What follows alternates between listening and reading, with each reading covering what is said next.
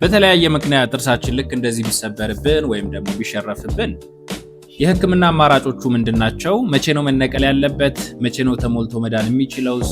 ወይም ደግሞ መቼ ነው አርቲፊሻል ጥርስ ተደርጎበት ወደ ነበረው ጤንነቱ የሚመለሰው? ሰላም፣ ዶክተር እንዳጠር ነኝ፣ የጥርስ ሐኪም። እንዴት ናችሁ? ለማንኛውም በቅድሚያ ላይክ፣ ሼር፣ ሰብስክራይብ በማድረግ ጀምሩ።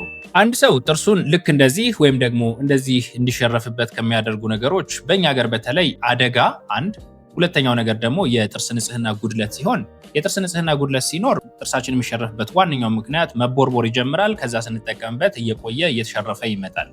በዋናነት ግን የፊት ለፊት ጥርሶችን የሚሸርፋቸው ወይም ደግሞ የተጎረዱ እንዲሆን የሚያደርጋቸው ወይም ደግሞ ልክ እንደዚህ እንዲሆኑ የሚያደርጋቸው አደጋ፣ የመኪና አደጋ ሊሆን ይችላል፣ መውደቅ ሊሆን ይችላል፣ ድብድብ ሊሆን ይችላል። የተለያዩ ምክንያቶች ጥርሶቻችን እንዲሰበሩ ሊያደርጉብን ይችላሉ። በአብዛኛውም ይሄን ነገር በየተለያየ ቦታ ላይ የተለያዩ ጓደኞቻችን የተለያዩ ሰዎች እንደዚህ አይነት ጥርስ ኖሯቸው አይተን እናውቃለን። እነዚህ ጥርሶች ታዲያ ከተሸረፉ በኋላ ወይም ደግሞ ልክ እንደዚህ አይነት አደጋ ከደረሰባቸው በኋላ ለምን ያክል ጊዜ ጤናማ መሆን ይችላሉ? ለምን ያክል ጊዜ ሳይነቀሉ ይቆያሉ? ይሄ የሚወሰነው አንደኛ የጉዳቱ መጠን፣ ሁለተኛ የጥርስ ንጽህና አጠባበቃችን ደረጃ፣ ሶስተኛ ጉዳቱ በደረሰበት ቅጽበት ያደረግነው የህክምና ሂደት ነው። ለማንኛውም አንድ ሰው እንደዚህ አይነት ጥርስ ኖሮት ምን ማድረግ አለበት? የመጀመሪያው እንደዚህ የተሸረፉ ጥርሶች ካሉ ዝም ማለት ሳይሆን በተቻለ መጠን ቶሎ ወደ ህክምና ተቋም በመሄድ መታከም የሚችሉበትን እድል መፍጠር።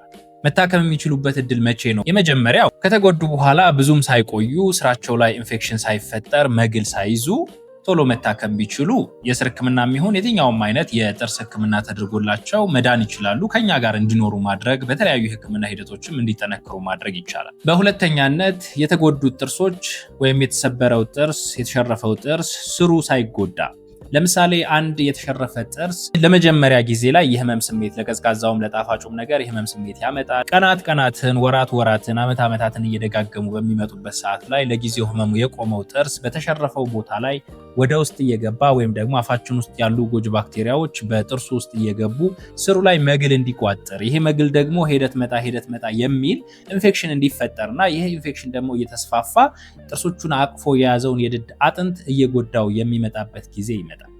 እዛ ደረጃ ላይ ከመድረሱ በፊት ለምሳሌ አደጋው በደረሰበት ቅጽበት ወይም ደግሞ ቀናት ወይም ወራት ውስጥ ወደ ህክምና ተቋም በመሄድ ጥርሱ እንዲታከምና እንዲድን ማድረጉ ሞር የተሻለ፣ ምክንያቱም ስሩ ስለማይጎዳ ከላይ ያለው የጥርሱ የሚታየው የጥርስ ክፍል ደግሞ እንዲጠነክር ማድረግ ስለሚቻል። ነገር ግን ስሩ ከተጎዳ በኋላ ወደ ነበረበት ጤንነት ለመመለስ ወይም ደግሞ አክሞ ለማዳን የሚያስቸግርበት ጊዜ ይመጣል። ምክንያቱም እየቆየ በመጣ ቁጥር ስሩ ላይ ከመግልም አልፎ ሲስት የምንለው ወይም ደግሞ ከረጢት የምትመስል ነገር ፈሳሽ የቋጠረ የባክቴሪያ ጥርቅም የሆነ ቢታከምም መዳን የማይችል ወደ ሌሎቹ ጥርሶች እየተዛመተ ሊመጣ የሚችል ኢንፌክሽን መሰል ነገር ሊይዝ ይችላል። በሁለተኛነት የተጎዳው ጥርስ ንቅናቄ ካላመጣ ወይም ደግሞ የተሰበረው ጥርስ ወደፊት ወደኋላ፣ ወደ ግራ ወደ ቀኝ የሚል የንቅናቄ ደረጃ ላይ ካልደረሰ ታክሞ የሚድንበት እድል ስላለ ወደ ህክምና ተቋም በመሄድ ጥርሱ አንድም እንዲጠነክር፣ ሁለትም ደግሞ ስሩ ላይ ኢንፌክሽን እንዳይዝ፣ ሶስትም ደግሞ ጠንካራ ጥርስ እንዲኖርና በላዩ ላይ አርቲፊሻል ጥርስ የሚሆን ሙሌት ለማድረግ እንዲመች አድርጎ ማከም ማስተካከል ይቻላል።